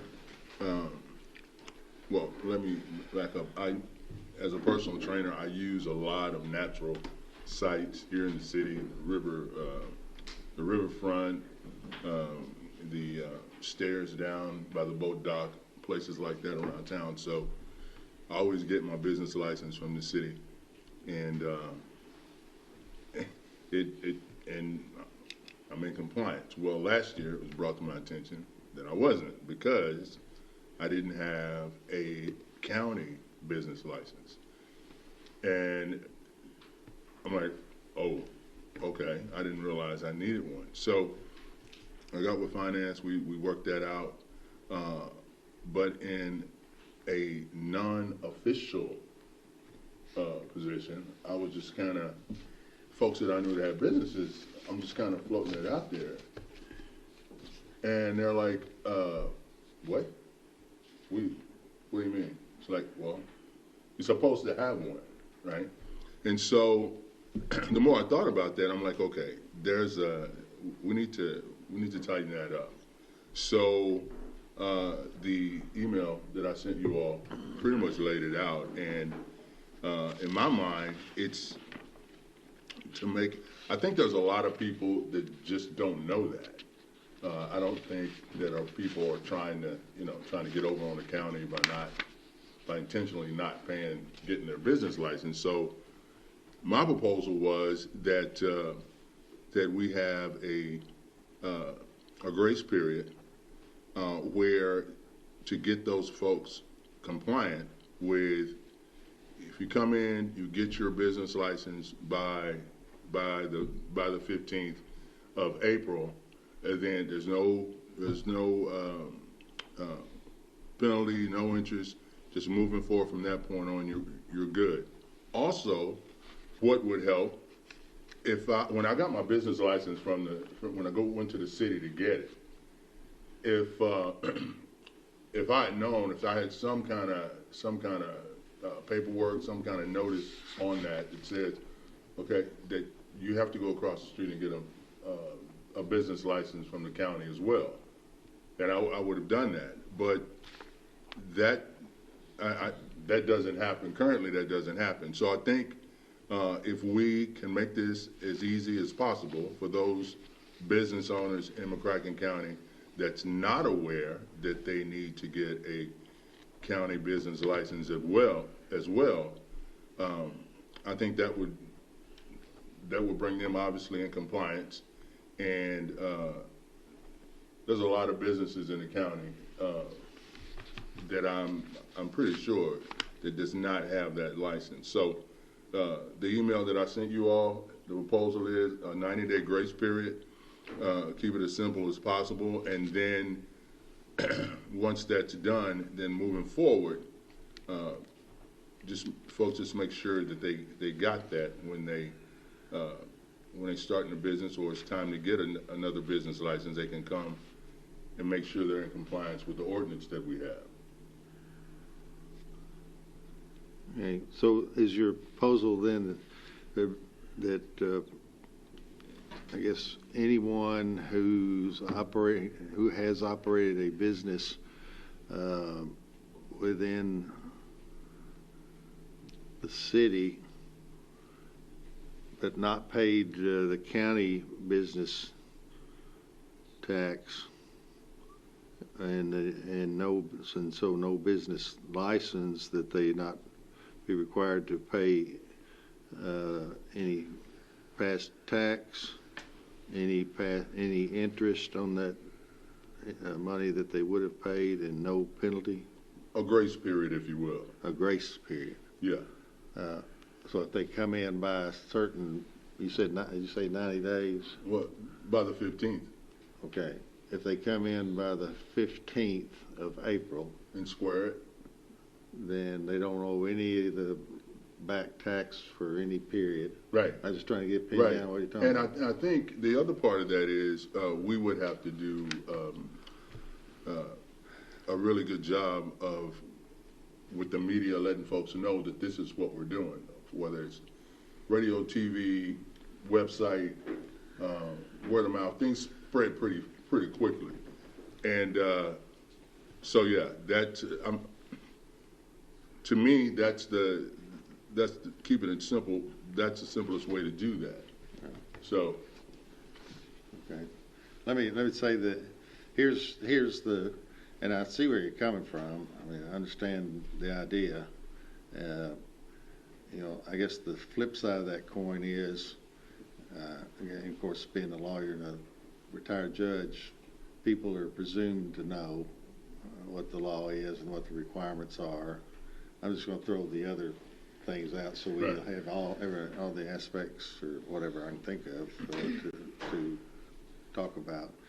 There will be everybody who did pay their tax, they did what they were supposed to do, and so we might have that block of people saying, "Hey, I paid all my tax," and perhaps there might be people over, I don't know, 20 years, 10 years, or whatever that have run a business and would have owed a substantial amount of tax and didn't pay it, and so the ones who, well, really, I mean, to put it bluntly, the ones who didn't do what they should have done don't have to pay any of that. The ones who did do what they were supposed to do have already paid their tax. I don't know what all we do. I know I would say that in some of the very small businesses probably don't use an accountant, but I would guess that any accountant in the area would know that was owed, that they would tell the person, hey, you got to have a county license too, but maybe they don't. Yeah, well, I think we can tighten that up, though. I mean, I don't see where that would be a major issue. If I go down and get my business license from the city, and in the paperwork that I get as a receipt or whatever, there's a notation there. I came right across the street and got it. Yeah. So I don't think that's a major. I don't see where that's an issue at all. Yeah. And then I guess the final thing is people that are operating a business in the city is within the county. Mm-hmm. The county is within the state. I guess you have to have a state business license too. The state doesn't get just an income tax, business income tax. They don't get a license. You don't need a license to do a business. For the state, you need it for the local. Unless you've got an LLC, Then you got to do it if it's an LLC. Okay. So they have to file a tax return, and then they have to collect sales tax. The two things they yeah. So I don't know if there's other. And do we have something on our? Have we had something on our website about that or not? Because we talked about putting it on the website, but has it been on our website? What to do if you're going to have a business within McCracken County, let's say, which would include the city? Does our website address that? I meant to look, but I didn't. there's a tax administrator tab on our webpage. Okay. That has business license Okay. information. So if a person got on our website that's thinking, well, maybe I'll do a business in the city, if they think about the city being in the county, they can go to that tab, and that tab tells them they got to have Yeah, our ordinance is there and the application. Yeah. I know there's the net profits. Right. Is there a flat fee in addition to the net profits, or is it all net profits? So net profits, we're not allowed to do a flat fee. And so the net profits, you get a credit against your net profits. There's some sort of correlation between what you pay in city tax and the net profits. The city charges gross. I'm sorry, what? The city charges a gross tax, or it's figured on gross at different rates depending on the industry that you're in. And when you file your county, you generally get to take a credit on what you already pay the city. Not always, but some of those credit to what you already pay the city. got it for discussion, not really for action, but, Right. and, we kind of loaded up on the county attorney on short notice and said, can you see, we don't know, I think right at this point, you're not confident as to what, we need to know what we can legally do. Absolutely. Can we do everything you're saying? Can we forgive the tax over whatever period of time there was? Can we forgive any penalty, and can we forgive any interest on the money that should have been paid? And so there's some, possibly we can do all three, but I think we ought to know what all the options are before we actually act on it. Well, I think I understand where you're coming from, but, and I'm going to echo your remarks where you said, is it fair to other taxpayers who paid their taxes? We're involved in lawsuits right now on the property tax, when people say they didn't really know that they had to pay their property tax, and we insisted that they pay it, and we're involved in lawsuits right now. So I think we're not being consistent if we're now going to forgive people, businesses on the one end, when we're filing involved in lawsuits on the other end, trying to collect taxes from people who said they didn't know they owed the taxes. So, But we haven't been winning those. huh? But we've not been winning those. Well, I mean, that's a lot more complicated than what this is, but I mean, the whole thing. But our position in the past has been they have to pay those taxes, and I would have a hard time if I was a businessman and I've been paying my taxes for 20 years, and then suddenly somebody down the road as a competitor has been in operation for 20 years, hadn't been paying taxes, and they said, no, don't worry about it. You'll have to pay them. I wouldn't have a problem with that. I mean, you might, I but just don't think as a business guy, I wouldn't have a I problem with just don't that think at all. it's not fair to the business that's been paying it. Yeah, but it's illegal. What's illegal? I said, is it legal? Is what legal? The grace period. That's what Judge is talking about. Checking out, finding out, and then we got an option. We can either do it or not. But obviously, we want to be in bounds, legal wise. And do we give a piece of paper that says, here's your county license? I think so. I've seen some posted in businesses. But we don't require that, and your Social Security number is right on the front of it, which that's a problem in itself, in my view. Right. But your proposal would be that, and I think you already answered this, that no matter how long they failed to pay their taxes, it would forgive the entire amount if they filed by April 15th. Mm-hmm. Okay. Cade, you want to say something about that? Yeah, so real briefly, Judge, I got presented with this idea, and it's a very generous idea. I agree with that. With the counties in Kentucky, you have to act according to statute. It's very limited, and the case law describes the cities. You can act with a shotgun blast. You have a lot more discretion in what you do. But as a county fiscal court, you have to act with the precision of a rifle shot, it says. So we have to do what we're authorized to do by statute.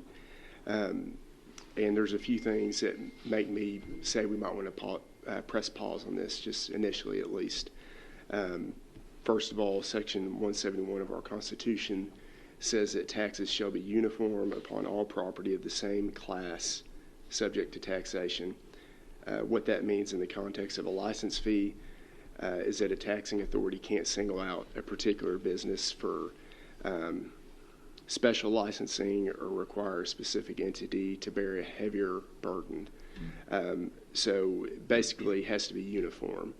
So my initial concern is it would be treating certain businesses differently than others. And so I do have a constitutional question that needs to be fleshed out more. The other issue, upon conversation with other agencies, is when the auditors come in and they do an audit, they ask, any pending litigation that could expose the county to serious liability. And you list your lawsuits and you say, here's what we've got, here's potential exposure. And another question you get is, have you granted amnesty to anyone? And the typical response is no. And I assume if they're asking that question, it has legal implications that could be severe. So I'd like time to look at that as well. And I'm glad to do that, but there's enough here that where I'd say we need to look into that more. I've never gotten a feel for how, so when we're doing our budget, it's generally, this is the $6 million figure, right? And that's the income tax, 1% income tax combined with the net profits tax. No, it's net profits plus payroll.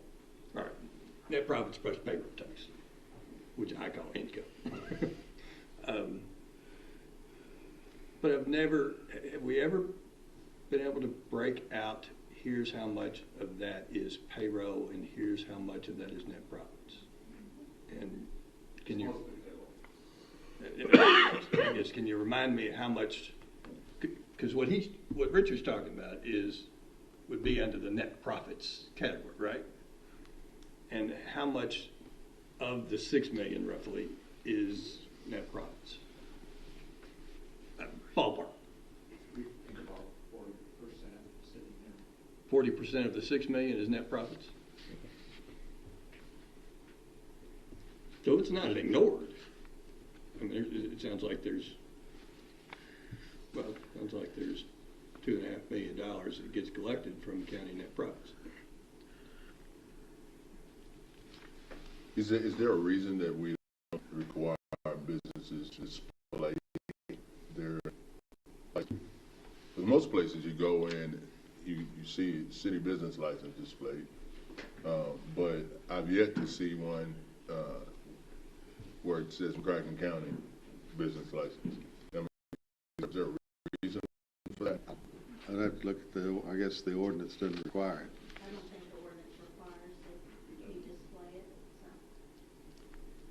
I mean, we could amend the We've had ordinance. some discussions during some of our budget discussions of hiring a person to at least work part-time and maybe full-time to go out and knock on doors and find businesses that are operating in the county. I mean, maybe a contractor that comes in to do work for Comcast in my backyard that they run. But have we had any more discussion of whether or not you want to hire somebody to go out and search for and enforce the business license laws? Well, if we did, and if we required them to display, that'd be a lot easier on that guy or lady. Yeah, so it's another thing we can ask county attorney to do is to look at the ordinance and the statute. There's currently no requirement for us to post, but acknowledge it. It may help, sort of educate the public. If you start seeing licenses posted, that might make people think in their mind, I better have one too, if they're required, because you do typically see the City of Paducah license posted right when you come in the front door, along with the certificate of occupancy. We already do require certificates of occupancy to be posted, so generally businesses are conditioned to be thinking there are certain things for us. In alcohol beverage administration, we require them to post their license as well. So I don't know if there's a real problem in the statute with doing that, other than what the commissioner pointed out is, there could be privacy issues with the way we used to do the license. I think we've corrected that. Yeah, we've masked that now where it doesn't print. But in the past, it didn't matter. We didn't require people to post, so it was, the license was for their record. So we've taken that off, and I don't know if there's a reason statutorily or ordinance. I think by ordinance we would have to change that part at least, if the statute allowed us to do that, and I don't think it. I think it's rather silent on that issue. Yeah, well, what about hiring a person to enforce that law? We acknowledge we have a large number of issues in payroll and net profits. We've recently hired another dedicated, because remember, prior to the hiring, it was part of Pam's time, and part of almost everybody that worked in the office had some role in licensing. So we have now, for the first time, probably since Owen and Lynn left, we have a full-time person their only responsibility is to work on licensing. I know that Debbie has her complete arms around the scope and scale of all the issues with the administration of it. Can't say that we're quite ready to start getting out in the field. I think ultimately, though, that's where we need to be. But we're not doing that yet. We do it occasionally upon we have some reason to do it, and we do it through building inspection when we have a specific complaint, or we know we have an issue going on at a permitted site, and we ask somebody from codes enforcement to go check on licenses. So basically, we just trust that everybody is going to come down and get their business license. It's an honor system. Well, they're But required by ordinance too. Required by ordinance. Well, I know it's required by ordinance, but my point was, I don't think we've done a really good job of getting that out, let folks know that. Unless, I don't know. I mean, it depends on how much you want to count on people will, if they're going to do a business, how much inquiry they'll make. Do they have an accountant? Do they have somebody? Some don't. Some, I think the vast majority do. But anyway, but so Kate, do you think, are you going to need to look a little more at it? Yes, Judge. So 2 weeks in our next meeting, we good? Okay. so I think it would definitely help if when folks go get their business license for the city, that they were aware that they needed to come over. Because I guarantee there's a lot of people that, I guess we can go to our website and dig it out, but obviously we haven't done a really good job as a county of letting folks know that. We just assume they know. And I know ignorance is no excuse. Well, I think we assume that they'll take the initiative to find out what they have to do. How's that working for us? Do you know off the top of your head how many business licenses have been issued? Well, we don't have it broken down between, because some accounts are payroll only, employees working from home, that came up a lot since COVID. So we have over 7,000 accounts, but I can't tell you how many would be actual business licenses. But I do think in this day and age, it may not be necessary to actually go out in the field. You can do a lot of research on the computer. Right. You can dig up a lot of stuff, which we do all the time. We see a vehicle with a logo on the side that we may not recognize. We do some research and figure out who they are and where they're out of and contact them. So now that we are fully staffed, which is the first since I've been here, I have high hopes that we will start collecting more accounts and getting people. If we have 7,000, that's a pretty high percentage probably of businesses that probably have a license. Well, I think what we got to do is recognize too, we operate on a shoestring, have for years. Our finance department, we've got four now, or is there five? Well, there's 5 counting me. Yeah. And 6 counting Michelle. Yeah, but she handles HR, so. She does, and she handles payroll. Yeah.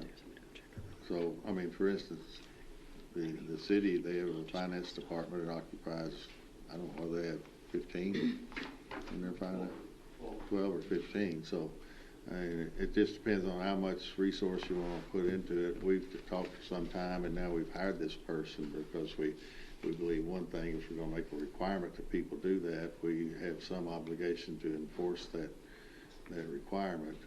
But as it's gone since for the last 15 years or better, probably we just didn't have the personnel to do that because we just got our budget lined out where we got a little money, and now we can how we can do more things. And it may not even be legally you can do it. Yeah, You know, well, we'll see. And it might be we want to land somewhere in between. If we can do it. But that gives us 2 weeks to sleep on it, figure out, look at what more details are, what can be done, and then what do we want to do, if anything. Yeah, I think maybe that would be one thing going forward is I can talk to the mayor about, would you ask your people, or maybe even post some sign, or maybe they'll even put it on their paperwork or something, whatever they could do to help us on that. All right. Anything else on that? No, sir. All right. Let's see. So we've got a discussion bicentennial. I just wanted to put it on there just because I mentioned it at the State of the County address Thursday, and so we're going to our bicentennial, our 200th birthday as a county is in January of 2025. So we're just a hair over a year away from that. I've talked to some of the people in the McCracken County Historic Preservation, whatever, and they're on fire. They're ready to get after it. Is Mr. Hensel in on that? Roy Hensel? Yeah. There's several that are, and I'm hoping we take that ball under center and lateral it over to historical preservation. Well, they're excited. That's what they do. So yeah, they love it. We've got a lot to do on our plates anyway, but I think we can work with them. I definitely want to do a book. Should have brought that book in here. Callaway County had their bicentennial last year. Produced a nice, slick hardcover, about an inch thick or so, photos and all that. So we're not asking at this time for people to start providing photos, documents, stories, etc. But soon we'll have a process set up by which people can, if they wish, submit materials for this book. We'll talk about what else we want to do leading up to the thing. Do we want to do a parade? Do we want to have events? Do we want to have dinner or something? I suspect we probably would want to do all the above. 200 years is a pretty big deal. Yeah. So fireworks. Yeah. It's January. Huh? It's January. It's bad time for a parade. Yeah. So we could do it some other month, I guess. Well, We can celebrate it later in the year, though, in the spring. yeah. But that's when the document, I'm trying to remember when the. January 15, I think, is the best we can tell. So, Well, you guys, that's like, it's like having a kid's like, this is your birthday, but we're going to give you your presents in the summertime. Yeah. You're like, that sucks. Because it'll be warm. well, if it's not a parade, I mean, it could be an event. Maybe we can find a venue where we can do a large event or something. But we got a lot of time to talk about all that. We got a year. Yeah. All right. Let's get talking about getting on fire. We need to get on fire here. Court orders. It is ordered that one cage removed from a Dodge Durango that was used by the McCracken County Sheriff's Office be sold to McCracken County Public Schools for an amount of $600. So move. Second. Any discussion? All in favor, aye. Aye. Opposed, no. That carries. It is ordered that the Judge Executive is authorized to sign a resolution declaring support for the Murray State University Hudson School of Agriculture efforts for a School of Veterinary Medicine. So move. Second. Discussion? We had the presentation. All in favor, aye. Aye. Opposed, no. That carries. It is ordered that the Judge Executive is authorized to sign a resolution declaring McCracken County a nuclear-ready community and reaffirming support to reindustrialize the U.S. Department of Energy site. So moved. Second. Any discussion? All in favor, aye. Aye. Opposed, no. That carries. It is ordered to declare as surplus the 2019 Nissan Altima 1N4BL4 EV9KC189038 purchased from the drug fund of the McCracken County Sheriff's Office. So move. Second. Any discussion? All in favor, aye. Aye. Opposed, no. That carries. It is ordered that the permitting software bid be awarded to Cloud Permit Software as the lowest and best bid for a 3-year period, billed annually at a rate of $19,500. It is further ordered that the judge executive is authorized to sign all documents and the treasurer is authorized to pay invoices related to the same. Motion. Second. Any Is discussion? this the software for the building enforcement? Is that what it is? Everything? Anything else? All in favor, aye. Aye. Aye. Opposed, no. That carries. It is ordered to approve the December transient room tax in the amount of $325,544.85 to be dispersed as follows. Paducah CVB, $95,941.44. Convention Center, $64,919.55. Sports Tourism Commission, $98,811.46. And Escrow Fund, $65,872.40. So moved. Second. Discussion? All in favor, aye. Opposed, no. That carries. It is ordered to pay the invoice dated December 25th, 2023 to PFGW for Sports Complex Project in the amount of $209,588. This is pursuant to the Interlocal Cooperation Agreement dated September 7th, 2022 between City of Paducah, Kentucky, the County of McCracken County, Kentucky, and the Sports Tourism Commission. As per the interlocal agreement, the City of Paducah pays half of the invoice to McCracken County. Further, the treasurer is authorized to transfer $104,794 from the general fund to the Sports Complex Project Fund. Motion. Second. Discussion? All in favor, aye. Aye. Opposed, no. That carries. It is ordered to pay the invoices listed below to Berkeley Regional Airport Authority for new terminal expenses in the amount of $63,840.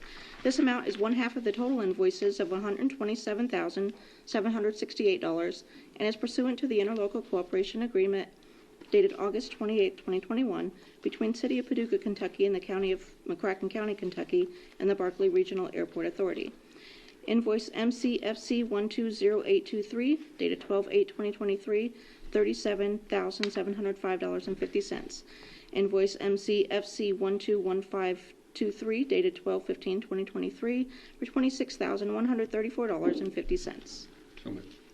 Second. Those two invoices add up to about $60,000, and it says the total amount is $127,000.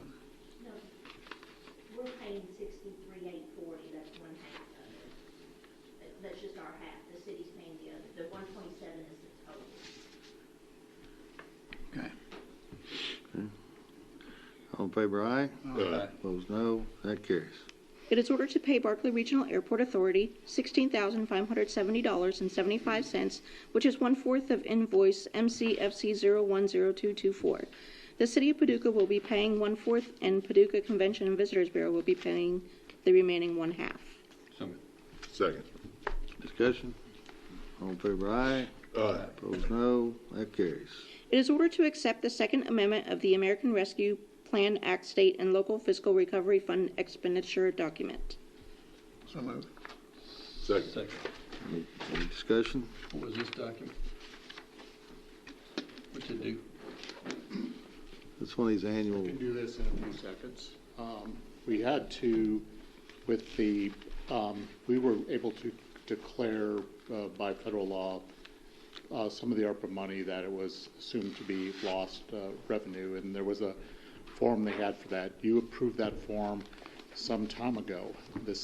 When the state auditor came in, they were okay with it, but it was going to kick us into something called single audit for a prior year. So we we amended it to avoid that problem, to use more current expenses. That kicked another problem with the state auditor, and so we're amending it for the second time. So it's really the third time we've done it, the second amendment. Third time will be the charm here. So instead of just finding it all in the general fund, we had to go to the jail fund. And did we have to go to the sheriff fund as well? Yeah. But they're transferred out from the general fund. So I think everyone is finally happy with it. This was largely things we didn't know at the time that were generated after the fact by the state auditor's office. Anything else? All in favor, aye? Aye. Opposed, no. That carries. We got about a 2-hour executive session. We got no executive session. Is there a motion to adjourn? So moved. Second. All in favor, aye? Aye. Opposed, no. We gone.